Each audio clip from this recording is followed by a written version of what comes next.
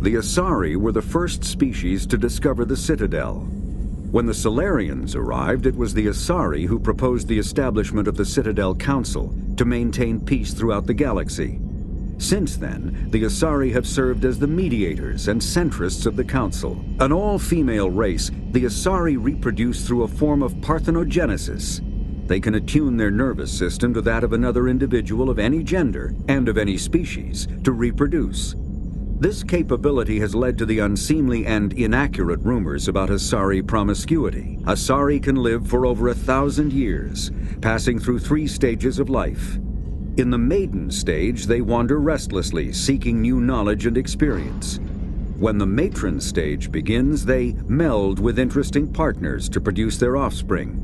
This ends when they reach the matriarch stage, where they assume the roles of leaders and counselors. The second species to join the Citadel, the Solarians, are warm-blooded amphibians with a hyperactive metabolism. Solarians think fast, talk fast, and move fast. To Solarians, other species seem sluggish and dull-witted. Unfortunately, their metabolic speed leaves them with a relatively short lifespan. Solarians over the age of 40 are a rarity. The Solarians were responsible for advancing the development of the primitive Krogan species to use as soldiers during the Rachni Wars. They were also behind the creation of the genophage bioweapon the Turians used to quell the Krogan rebellions several centuries later. Solarians are known for their observational capability and non-linear thinking. This manifests as an aptitude for research and espionage. They are constantly experimenting and inventing, and it is generally accepted that they always know more than they are letting on. Roughly 1,200 years ago, the Turians were invited to join the Citadel Council to fulfill the role of galactic peacekeepers. The Turians have the largest fleet in Citadel space, and they make up the single largest portion of the Council's military forces. As their territory and influence has spread, the Turians have come to rely on the Solarians for military intelligence and the Asari for diplomacy. Despite a somewhat colonial attitude towards the rest of the galaxy, the ruling hierarchy understands they would lose more than they would gain if the other 2 races were ever removed. Turians come from an autocratic society that values discipline and possesses a strong sense of personal and collective honor. There is lingering animosity between Turians and humans over the First Contact War of 2157, which is known as the Relay 314 incident to the Turians. Officially, however, the 2 species are allies, and they enjoy civil, if cool, diplomatic relations. 50,000 years ago, the Protheans were the only spacefaring species in the galaxy. They vanished in a swift galactic extinction. Only the legacy of their empire remains. They are believed to have built the mass relays and the Citadel, which have allowed numerous species to explore and expand throughout the galaxy. Prothean ruins are found on worlds across the galaxy. While surprisingly intact for their age, functioning examples of Prothean paleotechnology are rare. Time and generations of looters have picked their dead cities and derelict stations clean.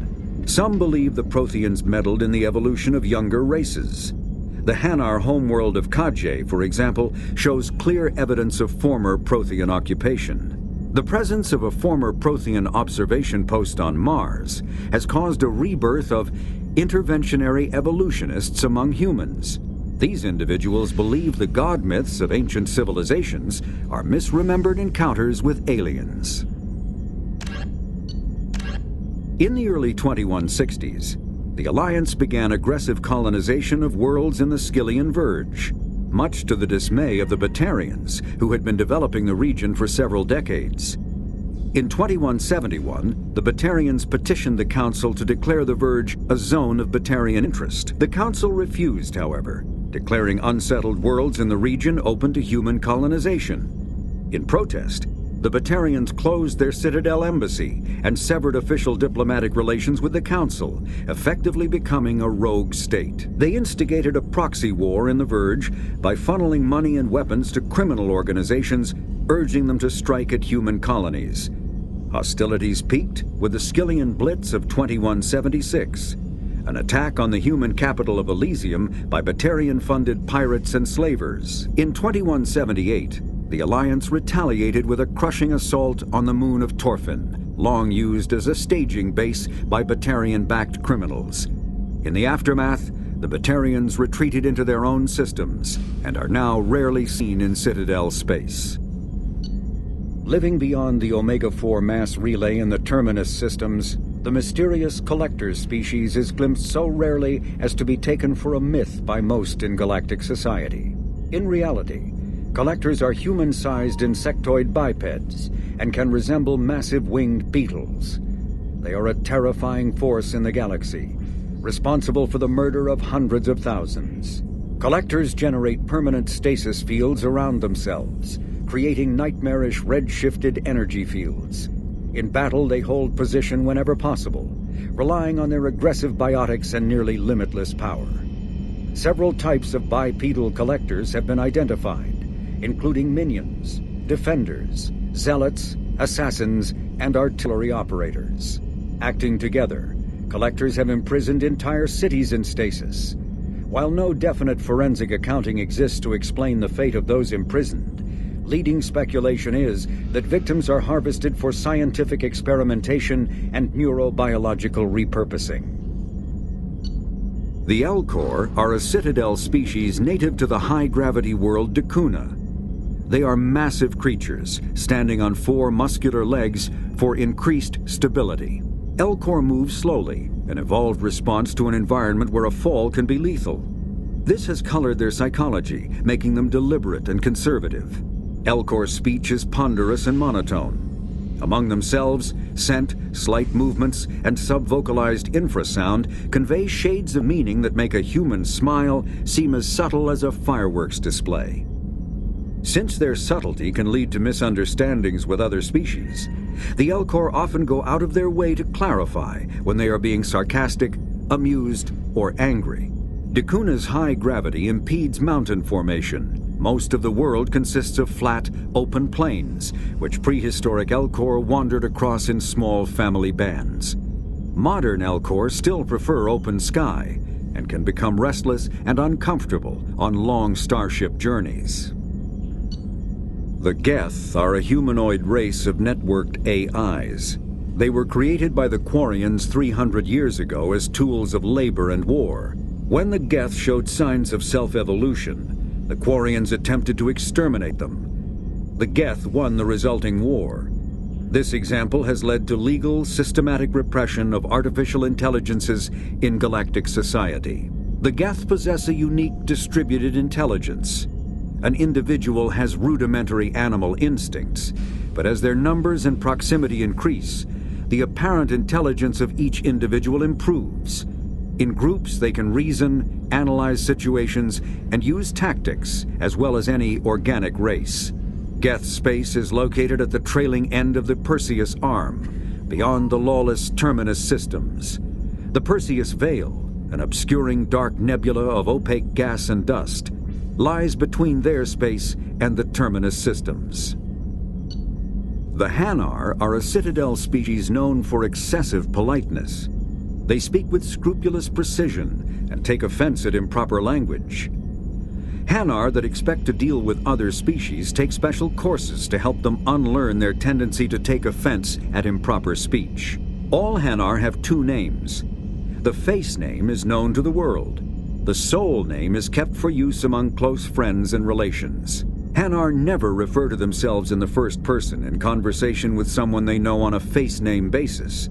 To do so is considered egotistical, so instead they refer to themselves as this one, or the impersonal it. Their homeworld, Kaje, has 90% ocean cover and orbits an energetic white star, resulting in a permanent blanket of cloud.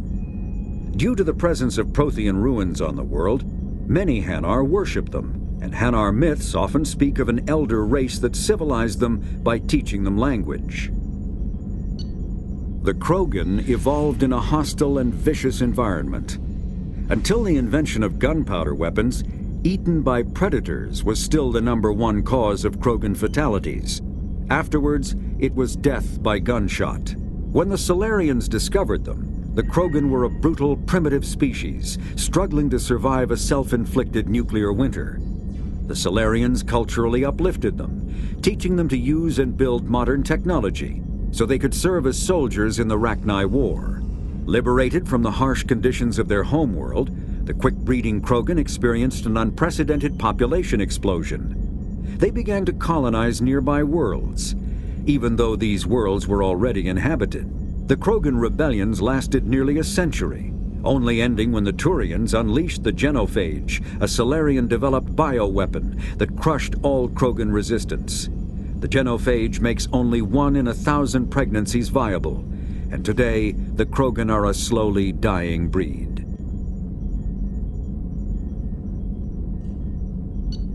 Hovering tanks resembling a cross between an octopus and a giant crab, Praetorians are well-armored killing machines of mysterious origin. Praetorians employ redundant systems from the multiple humans encased within them. Armed with eye-mounted particle beams and capable of attacks at close range, they teleport to evade attack while regenerating their shields. Within hours after death, the organic components of Praetorian corpses disintegrate into a denatured pus, while their mechanisms turn to ash. One specimen, autopsied within minutes of death, reveals a clue. Nanomachines may disintegrate the Praetorians' organic and mechanical components before self-destructing. If correct, this self-rendering hypothesis could account for 3 documented cases of dead Praetorians apparently releasing or becoming clouds of neurotoxic gases, causing suffocating paralysis and nearly instant death. In one remote facility, 17 soldiers died from gas inhalation while assessing the Praetorian. Any personnel in the vicinity of dead Praetorians are urged to protect themselves with breathing apparatus. Driven from their home system by the Geth nearly 3 centuries ago, most Quarians now live aboard the migrant fleet, a flotilla of 50,000 vessels ranging in size from passenger shuttles to mobile space stations. Home to 17 million Quarians, the flotilla understandably has scarce resources.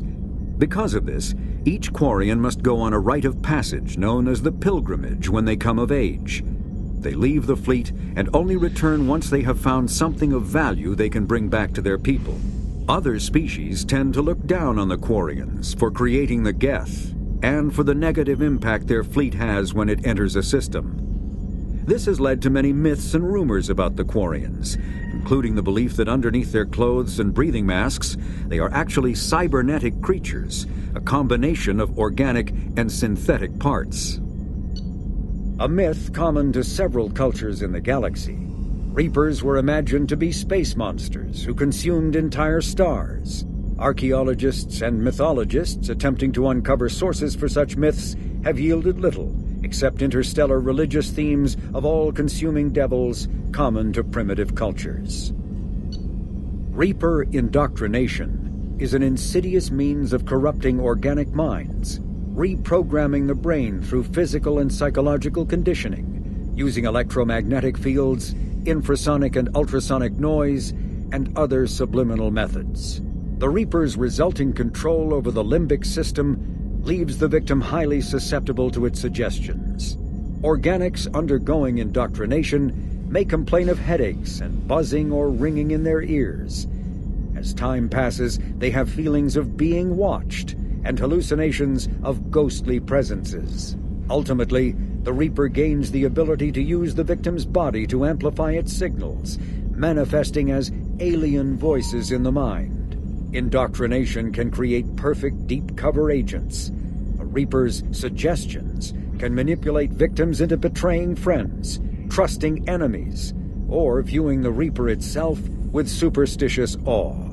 Should a Reaper subvert a well-placed political or military leader, the resulting chaos can bring down nations. Long-term physical effects of the manipulation are unsustainable. Higher mental functioning decays, ultimately leaving the victim a gibbering animal. Rapid indoctrination is possible, but causes this decay in days or weeks. Slow, patient indoctrination allows the thrall to last for months or years. The flagship of the rogue ex-Spectre, Saren Arterius. Sovereign is a devastating dreadnought of unprecedented power. At 2 kilometers long, Sovereign was believed to have been powered by a gigantic Element Zero core, the only energy source potent enough to land the massive vessel on a planet.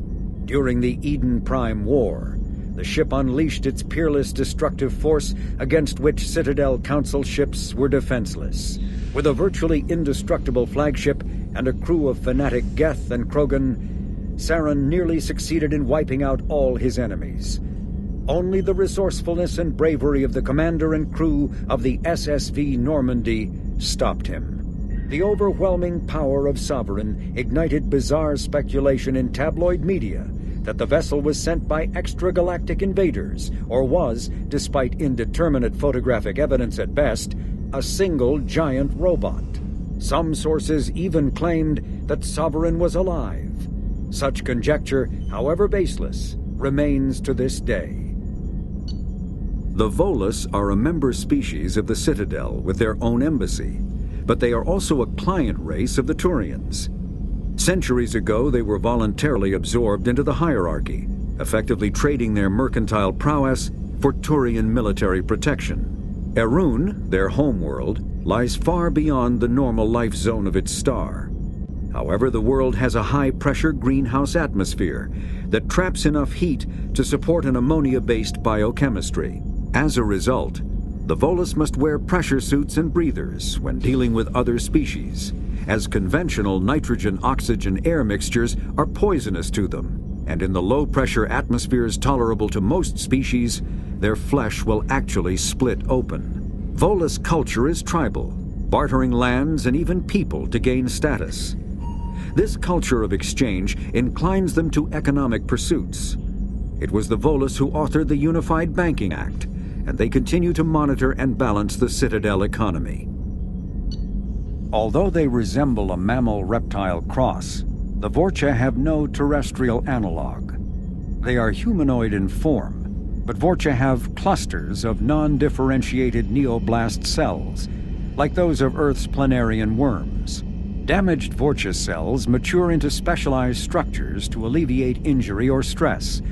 Transformations include thicker skin following injury, lung adaptation for barely breathable atmospheres, and stronger cardioskeletal muscle under high gravity. Skull capacity and brain size do not change, and Vorcha rarely make more than one somatic overhaul. Vorcha assault each other frequently, causing their young to gain strength, intelligence, and resilience.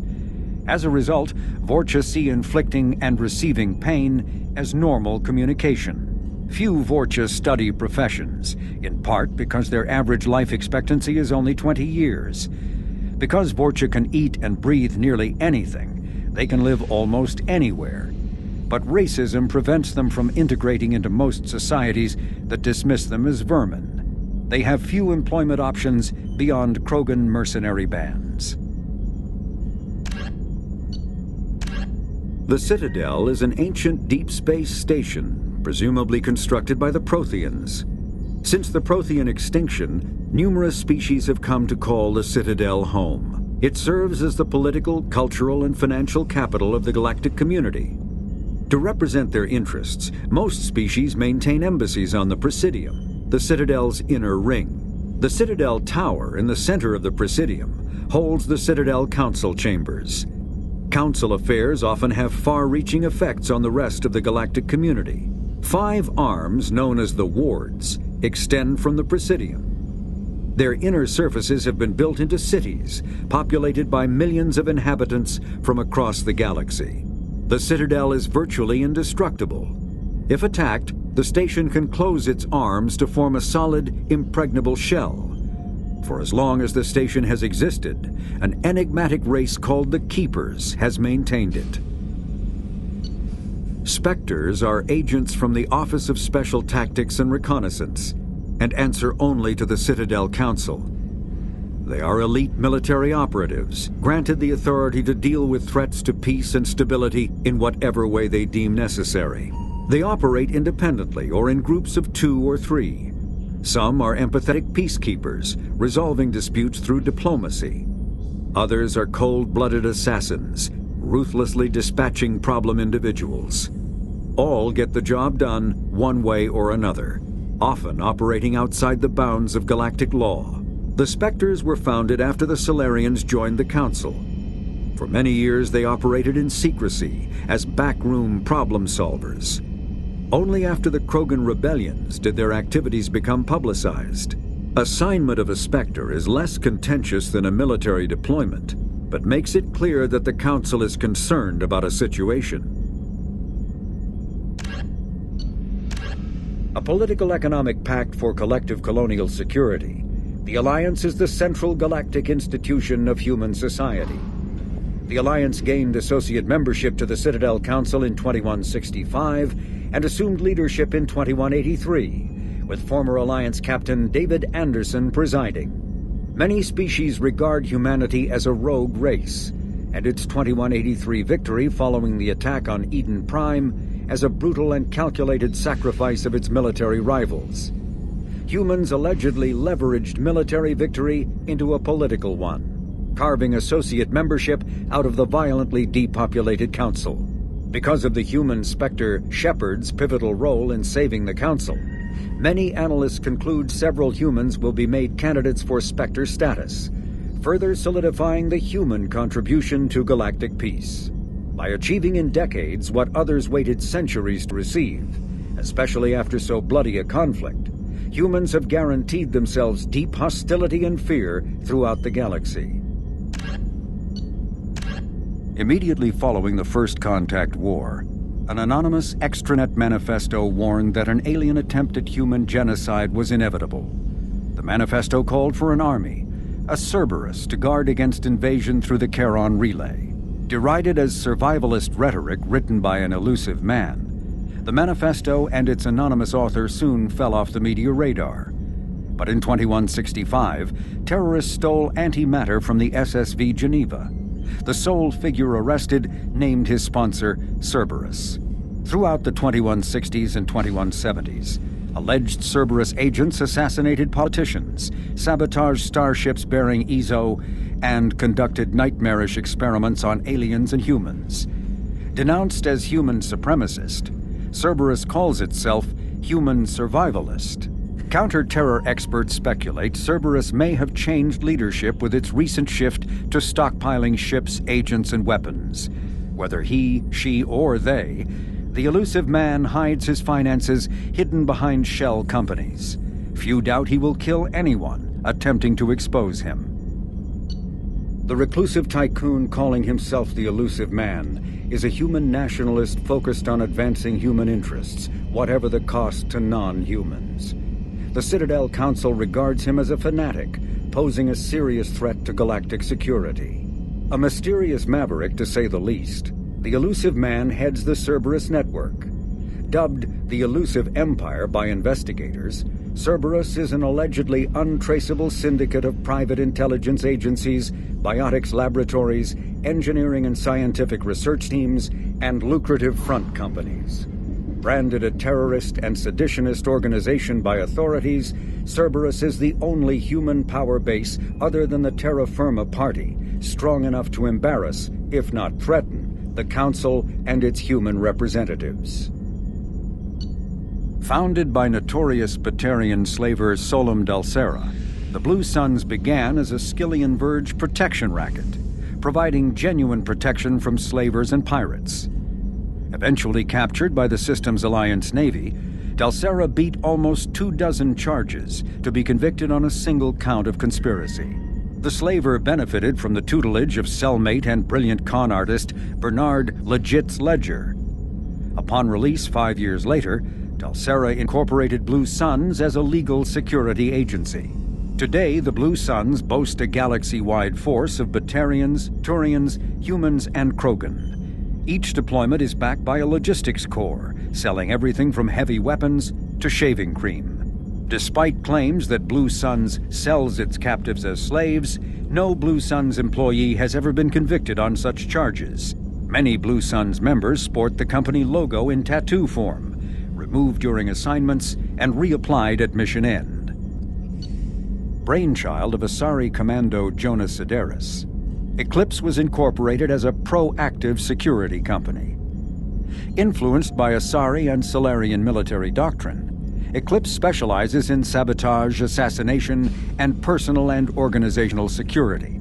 Although Citadel governments regard the corporation with suspicion, it's embraced in the Skyllian Verge and Terminus systems. Early on, Sedaris sought government contracts to establish market share against the better-established Blue Suns.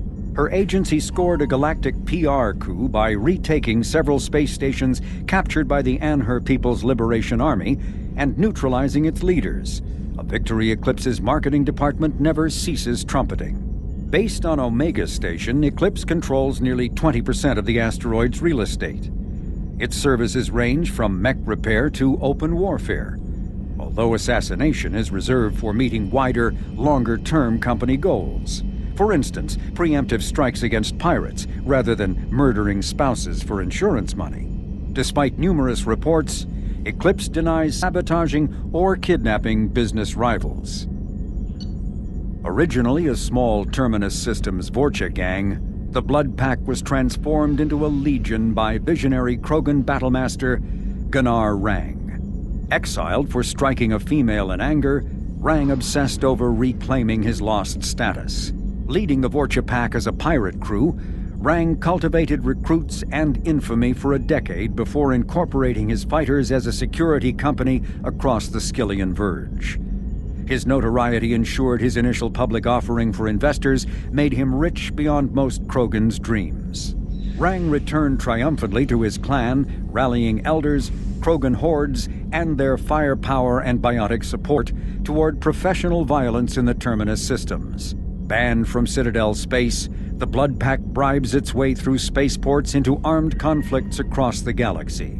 Priding themselves for accepting otherwise untouchable contracts, the Blood Pack rejects bodyguarding and security in favor of cases requiring minimal oversight and maximal violence. Humans detected Aiea as an Earth-type world via telemetry in 2165. After probe surveys indicated life, lush vegetation, ample fresh water, and breathable air, the Alliance upgraded the planet to a garden world colonization priority. Commanded by Captain Ronald Taylor, the crew of Alliance survey vessel Hugo Gernsback made planetfall on the jungle world in 2173. Soon after, ship transmissions inexplicably stopped. While the precise fate of the Hugo Gernsback command and crew is unknown, they are presumed killed in action and their vessel destroyed. Freedom's Progress colony was once a typical Alliance settlement, but following complete communications blackout and its apparent destruction, is now a lightning rod for anxiety and dread in the galactic human community. The communications blackout followed an upgrade of the colony's small military force, supplemented by mechs and security drones, with high-powered, tower-mounted Guardian lasers. Colonists complained about construction cost overruns, delays, noise, and damage to the local environment. They also feared the defense array could be seen as provocative to their world's neighbors. Such fears may not have been baseless. Authorities have still offered no explanation for the communications blackout, fueling rumors of plagues, natural disasters, or a cult-inspired mass suicide. Located in strategically insignificant space, Freedom's Progress colony had once offered residents spectacular rainbows, lush marshlands, and stunning mountain ranges. Its potential as an agricultural settlement and tourism wonderland rivaled that of any Alliance colony. Before the Geth Revolt 300 years ago, the Quarians colonized Haestrom to study the mysterious instability of its sun, which threatened premature eruption into a red giant. As a scientific outpost of minimal military value, Haestrom was ill-equipped to repel Geth forces during the insurrection and fell quickly under their control.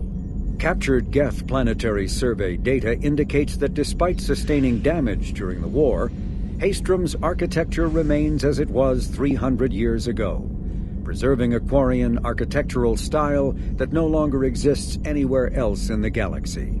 Because Haestrom's sun has overwhelmed the planet's protective magnetosphere, humans foolhardy enough to venture into Geth-controlled Haestrom must exercise extreme caution. Minutes of radiation exposure will overload shields, and hours of exposure will kill. Furthermore, solar output renders surface-to-orbit communication nearly impossible.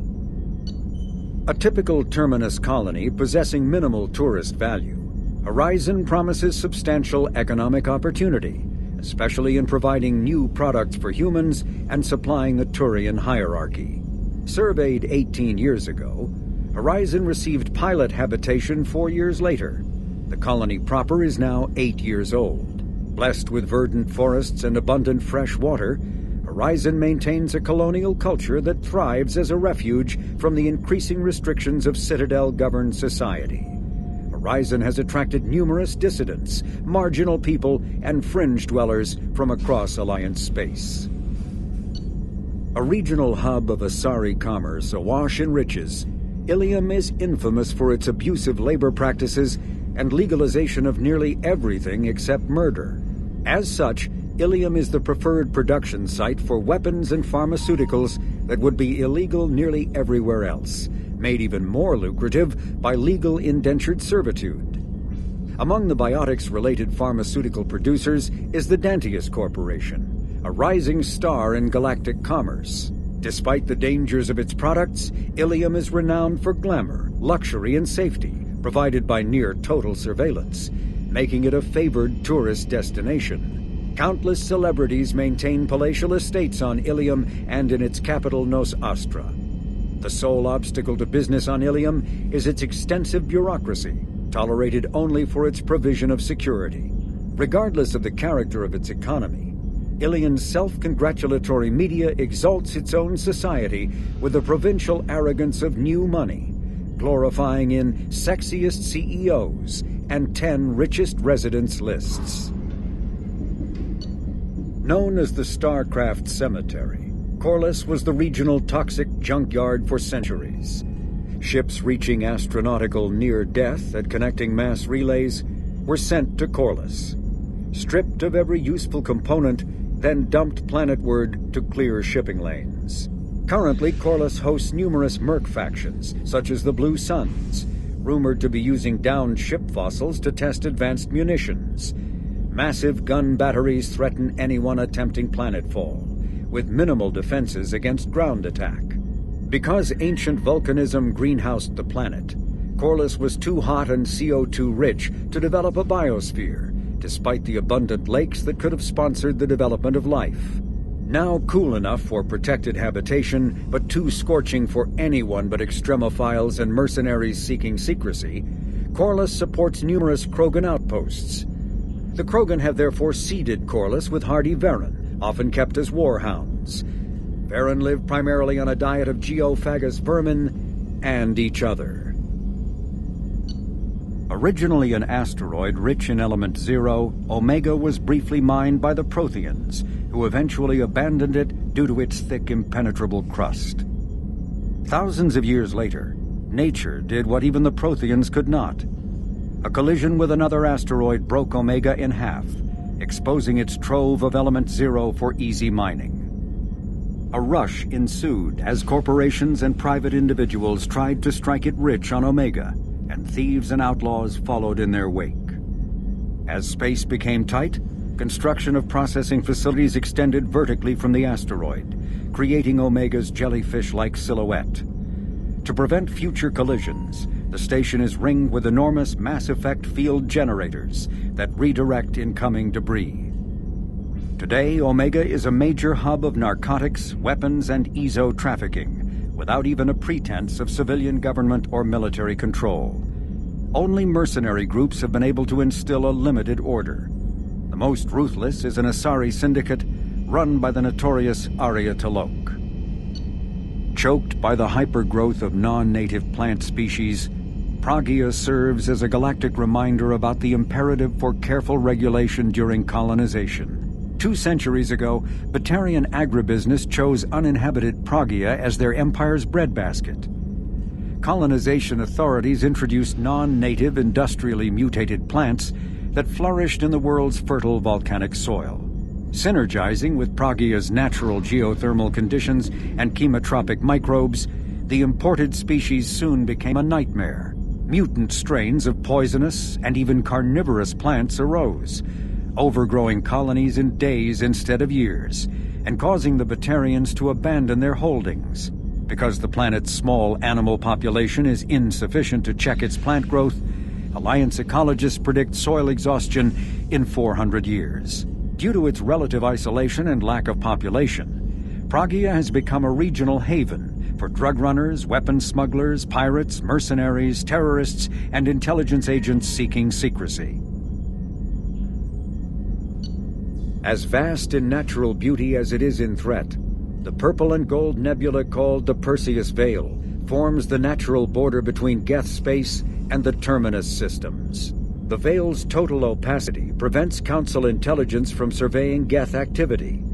Theoretically, the Geth could be preparing a devastating attack against which the Council could be defenseless, or the Geth could have died out, so that the defense budget against them could be gaining the Alliance nothing but economic ruination. Despite fears of Geth, prospectors do occasionally mount salvage ventures inside the Veil. One ended in tragedy. Using technomental domination, the Geth drew the team into the Veil before aiming them back as husks at the organic society that produced them. A leak-classified Spectre report claims that the Dreadnought Sovereign, commanded by ex-Spectre Sarin Arterius and crewed by Geth, hid near the Veil before initiating the 2183 Citadel attack. The Krogan homeworld boasts extreme temperatures, virulent diseases, and vicious predatory fauna. Around 1900 BCE, the Krogan discovered atomic power and promptly instigated many intraplanetary wars, sending Tuchanka into a nuclear winter.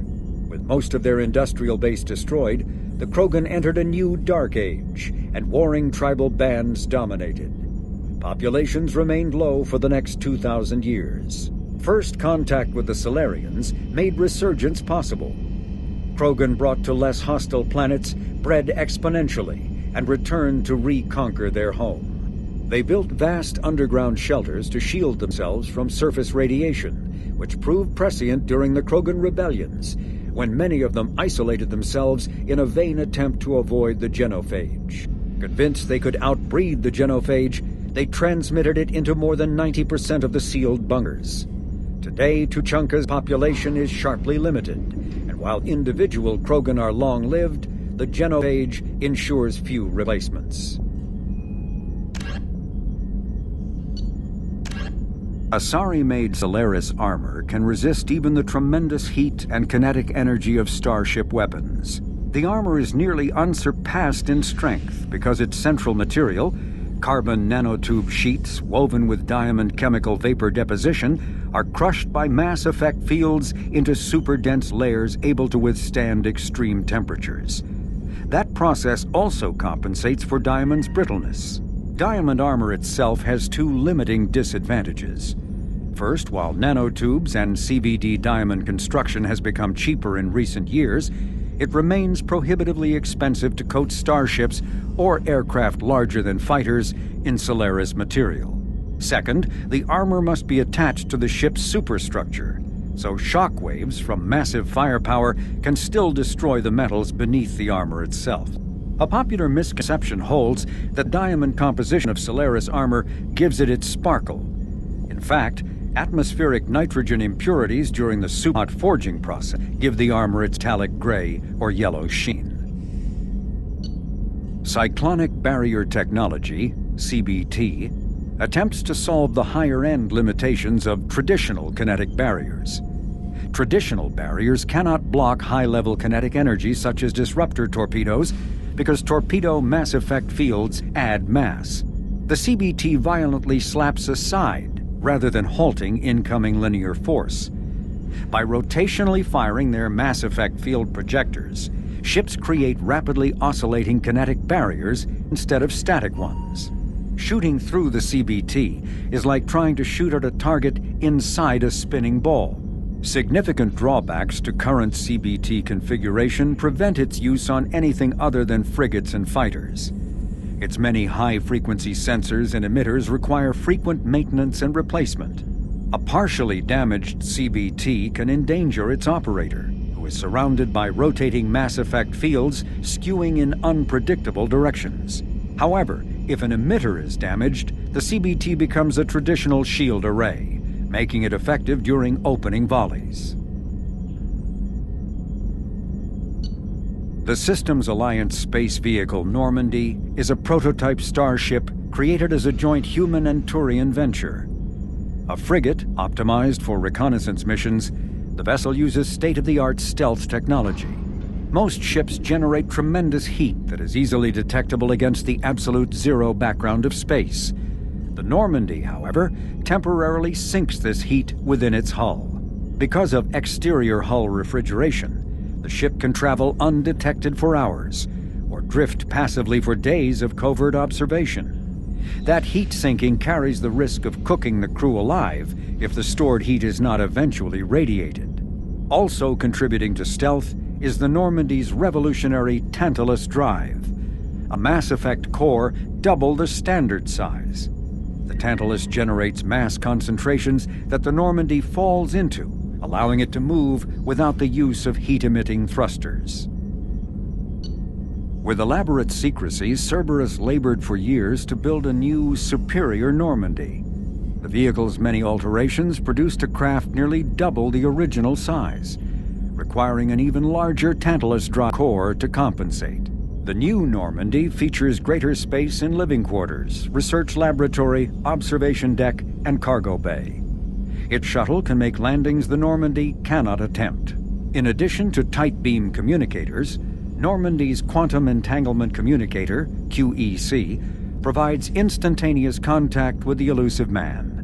The Enhanced Defense Intelligence AI coordinates many of the ship's combat functions, assisting and even supplanting human piloting. Potential upgrades are numerous. The airframe could support additional armor and an axial mass accelerator. The thrusters could support recent advances in fuel technology beyond H2O2 chemical rockets. And the hull can mount double the standard number of kinetic barrier projectors, leaving space for stronger shields, easily sustainable via the new ESO drive core. Following the Battle of the Citadel, human and Turian volunteers conducted a massive 3-month recovery effort to clear the station's orbit of debris. Secretly, the Turian Office of Technological Reconnaissance volunteers were technology recovery specialists, salvaging the main weapon of the Geth flagship Sovereign and large amounts of its valuable Element Zero core. Contrary to popular belief, Sovereign's main gun was not a directed energy weapon. Rather, its massive Element Zero core powered an electromagnetic field suspending a liquid iron-uranium-tungsten alloy that shaped into armor-piercing projectiles when fired. The jet of molten metal, accelerated to a fraction of the speed of light, destroys targets by impact force and irresistible heat. Only 11 months after the battle, the Turians produced the Thanix, their own miniaturized version of Sovereign's gun. The Thanix can fire reliably every 15 seconds, rivaling a cruiser's firepower, but mountable. Following the Systems Alliance UT-47 drop shuttle landing craft holds 12 soldiers in a cramped, uncomfortable cargo bay and 2 more in the cockpit. Officially named the Kodiak, the drop shuttle is better known to Alliance Marines as the Combat Cockroach, due to its appearance and durability. The vehicle's robust environmental sealant technology exposes few vulnerable parts to the elements. First tested in the sulfuric acid clouds and extreme temperatures of Venus, the Kodiak can land in hard vacuum, high pressure, and temperatures from near absolute zero to over 900 degrees Celsius. A true contragravitic vehicle, the Kodiak's substantial Element Zero core allows flight by entirely countering the vehicle's mass. Its small thrusters are for directional control only, so if the mass effect field fails, the vehicle becomes a proverbial 3 million credit coffin. The unarmed shuttle forgoes weaponry space for active masking, electronic countermeasures, and a robust kinetic barrier system, ideal for dropping troops undetected. Biotics is the ability of rare individuals to manipulate dark energy and create mass effect fields through the use of electrical impulses from the brain. Intense training, and surgically implanted amplifiers are necessary for a biotic to produce mass effect fields powerful enough for practical use. The relative strength of biotic abilities varies greatly among species and with each individual. There are 3 branches of biotics. Telekinesis uses mass-lowering fields to levitate or impel objects. Mass-raising kinetic fields are used to block or pin objects. Spatial distortion uses rapidly shifting mass fields to shred objects. Most organic species are capable of developing biotic abilities, though there are risks involved. Biotics are the result of an in utero exposure to element 0. This usually causes fatal cancers in the victim, but in rare cases, it coalesces into nodules within the fetus's developing nervous system. When subjected to an electrical current, the rare material dubbed element 0, or ESO, emits a dark energy field that raises or lowers the mass of all objects within it. This mass effect is used in countless ways, from generating artificial gravity to manufacturing high-strength construction materials. It is most prominently used to enable faster-than-light space travel. ESO is generated when solid matter, such as a planet, is affected by the energy of a star going supernova. The material is common in the asteroid debris that orbits neutron stars and pulsars. These are dangerous places to mine, requiring extensive use of robotics, telepresence, and shielding to survive the incredible radiation from the dead star. Only a few major corporations can afford the setup costs required to work these primary sources. Humanity discovered refined element 0 at the Prothean Research Station on Mars, allowing them to create mass effect fields and develop FTL travel. Element 0 can increase or decrease the mass of a volume of space-time when subjected to an electrical current. With a positive current, mass is increased. With a negative current, mass is decreased. The stronger the current, the greater the magnitude of the dark energy mass effect. In space, low-mass fields allow FTL travel and inexpensive surface-to-orbit transit. High-mass fields create artificial gravity and push space debris away from vessels. In manufacturing, low-mass fields permit the creation of evenly blended alloys, while high-mass compaction creates dense, sturdy construction materials.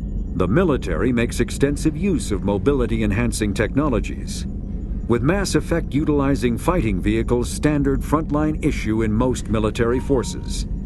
Mass effect fields are also essential in the creation of kinetic barriers or shields to protect against enemy fire. Mass relays are feats of Prothean engineering advanced far beyond the technology of any living species. They are enormous structures scattered throughout the stars and can create corridors of virtually mass-free space, allowing instantaneous transit between locations separated by years or even centuries of travel using conventional FTL drives. Primary mass relays can propel ships thousands of light years, often from one spiral arm of the galaxy to another. However, they have fixed one-to-one connections. A primary relay connects to one other primary relay and nowhere else. Secondary relays can only propel ships across a few hundred light years. However, they are omnidirectional. A secondary relay can send a ship to any other relay within its limited range. There are many dormant primary relays whose corresponding twins have not yet been located. These are left inactive until their partner is charted, as established civilizations are unwilling to blindly open a passage that might connect them to a hostile species. Omni-tools are handheld devices that combine a computer microframe, sensor analysis pack, and manufacturing fabricator. Versatile and reliable, an Omni-tool can be used to analyze and adjust the functionality of most standard equipment, including weapons and armor, from a distance. The fabrication module can rapidly assemble small three-dimensional objects from common reusable industrial plastics, ceramics, and light alloys. This allows for field repairs and modifications to most standard items, as well as the reuse of salvaged equipment. Omni-tools are standard issue for soldiers and first-in colonists. The Collector's particle beam weapon is strangely crafted, possessing few moving parts, lacking any obvious means for disassembly, and containing organic parts. The amount of energy required to create a destructive beam is several orders of magnitude more than the energy required to launch a physical projectile at high velocity via a mass effect field. Lacking any clear ammunition or fuel source, the device likely uses heat sinks or compensators to maintain firing during sustained combat. Current Cerberus efforts to understand the technology and replicate it have failed. Still in its experimental stages, the M622 Avalanche generates a Bose-Einstein condensate within a mass effect bubble, which dissipates on impact, violently spraying the condensate outward and coating the target in a near-absolute zero superfluid. The Avalanche is unreliable, at times merely coating its target with ice, defacing exposed skin and freezing armor joints. Such low temperatures cause great damage to electronics like kinetic barrier emitters, which sometimes leads to total systems failure. At the other extreme, the Avalanche freezes flesh and bone, causing massive trauma as blood vessels constrict and frozen blood expands. Occasionally, such iced tissue shatters. Medigel is a common medicinal salve used by paramedics, EMTs, and military personnel. It combines several useful applications: a local anesthetic, disinfectant, and clotting agent all in one. Once applied, the gel is designed to grip tight to flesh until subjected to a frequency of ultrasound. It is sealable against liquids, most notably blood, as well as contaminants and gases. The gel is a genetically engineered bioplasm created by the CERTA Foundation, a medical technology megacorp based on Earth. Technically, Medigel violates Council laws against genetic engineering, but to date, it has proved far too useful to ban.